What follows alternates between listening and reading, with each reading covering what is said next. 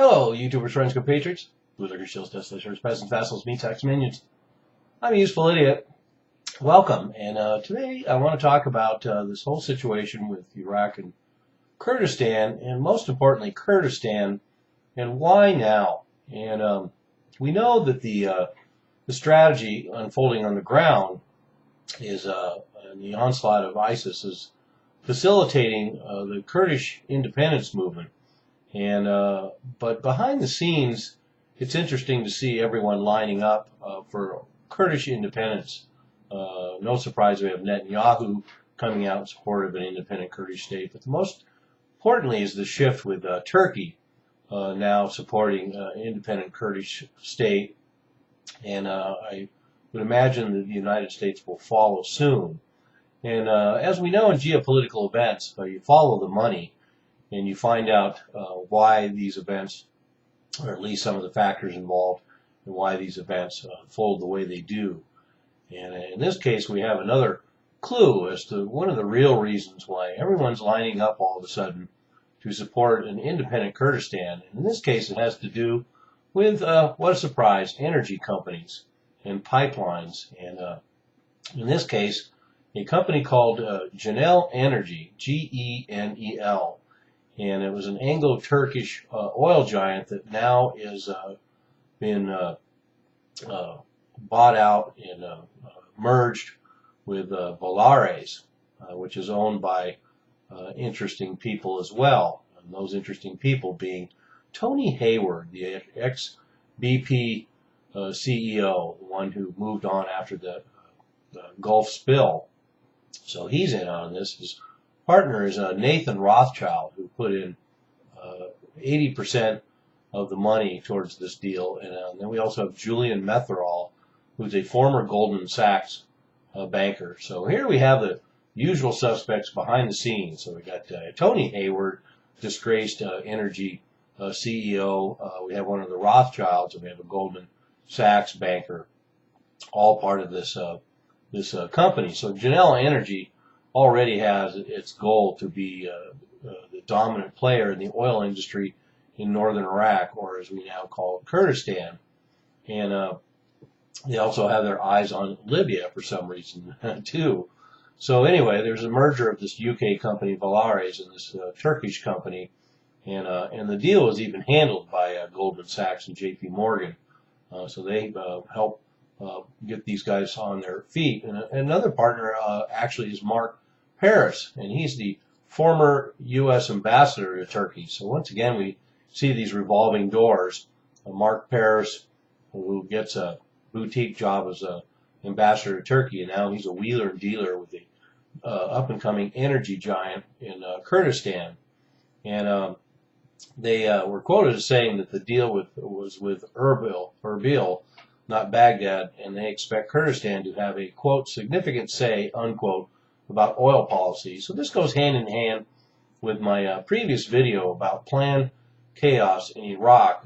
It's part of any kind of plan set up with things going on behind the scenes involve facilitating an independent Kurdistan, because it seems like a lot of these players knew that a independent Kurdistan was coming, and certainly the writing was on the wall, anyone paying attention. But still, for these people to make financial bets on it, to the point where GENEL actually, that company started operations in Kurdistan as far back as 2002, so they've already been there for 12 years.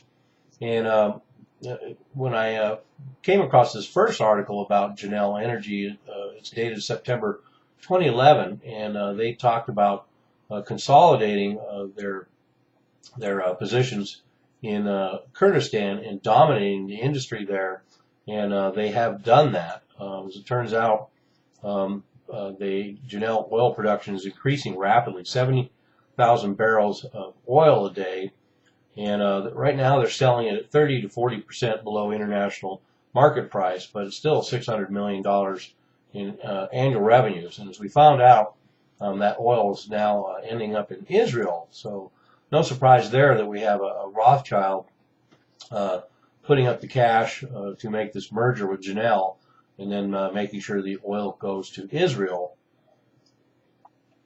And oil production has already doubled in 2013, and through 2012 they bought out most of the other large competitors, and so they did consolidate their position just like they said they would. And not only that, they were instrumental in setting up the Kirkuk-Ceyhan pipeline to Turkey, and that's instrumental. Once again, we have these all these elements lining up kind of interestingly. So this pipeline is set up. We have the Kurds getting hold of Kirkuk. We are close to independence, and we also have this company, GENEL, that is now the dominant player in the Kurdish oil industry. So it all goes hand in hand. And interestingly enough, just in the last 2 years, this same company has gotten into energy contracts in Morocco, Malta, Ivory Coast, Somaliland, Ethiopia, and Angola. So they're getting into a lot of these emerging markets that still have a lot of instability. So once again, we see these failed states as ripe feeding grounds for these transnational companies to come in and take advantage of them. And like I say, this company, GENEL, is also eyeballing getting involved in the Libya oil industry as well. And they also have a pipeline through Duhok. And right now we know there's a lot of fighting going on in that region right now. And the banks, of course, have rated this company very highly. And of course they would, because you look at the pedigree of the people that are running the company, and it tells you a lot about why this is happening the way it is. And another thing that's kind of interesting to reinforce that idea that a lot of these inside players and these investors are betting on Kurdish independence is because, and not only Kurdish independence, but also a greater Kurdistan that includes Kirkuk and the areas that the Kurds have taken over now, because, and I'll attach my video below about this, the Kurds have already set up oil contracts in those disputed regions. And in fact, 2 to 3 years ago, in October 2011, there were some ExxonMobil contracts in that Kirkuk region, and Kurdish and Iraqi government forces actually faced off. There was enough tension there about that disputed territory. So pretty interesting that the Kurds would actually set up contracts for oil fields outside of the areas that they were designated in at the time.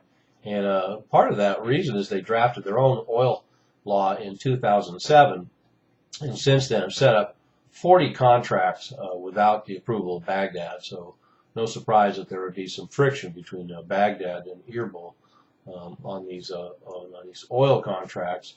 But it looks like it's all falling into place now.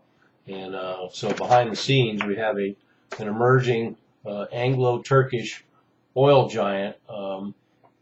Oh, and also I wanted to mention the fact that there's been a lot of yield in all these fields that this company's tested, and they've also found a lot of natural gas. So there could be a real bonanza. They've confirmed what they wanted to know about reserves in Kurdistan and in Kirkuk, and so the prize just got a lot bigger.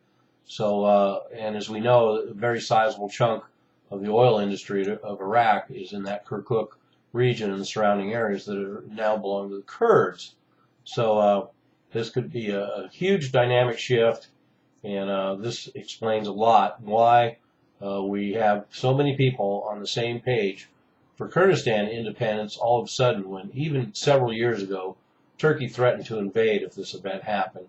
And now all they do is smell the money. I'm a useful idiot. Don't you be one too.